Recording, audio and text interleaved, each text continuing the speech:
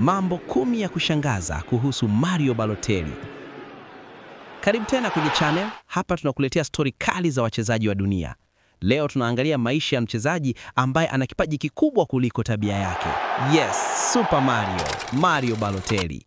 Hapa ndipo utagundua mambo 10 ambayo hujawahi kusikia. Alizaliwa Italia, asili ya Ghana. Mario Balotelli alizaliwa Palermo, Italia, mwaka 1990. Wazazi wake ni wa Ghana, lakini alilelewa na familia ya Kiitaliano baada ya wazazi wake wa damu kushindwa kumlea kutokana na changamoto. Aliadoptiwa akiwa na miaka 3. Familia ya Balotelli ilimchukua Mario akiwa mdogo sana. Hapa ndipo maisha yake yakaanza kubadilika kutoka maisha ya kawaida hadi kwenye nafasi ya kufika kileleni katika soka. Alikuwa mtoto mtuku sana.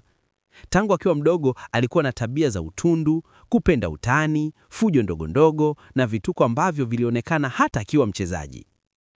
Alionekana kipaji cha ajabu mapema. Akiwa na miaka 15 tu alionekana kuwa na uwezo mkubwa sana wa kufunga, nguvu na spidi. Inter Milan walimpandisha haraka kwenye kikosi cha kwanza.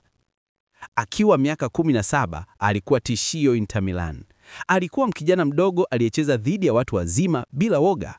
Mourinho alimsifia kwamba Mario ana uwezo wa mchezaji wa dunia. Tukio maarufu, Why Always Me?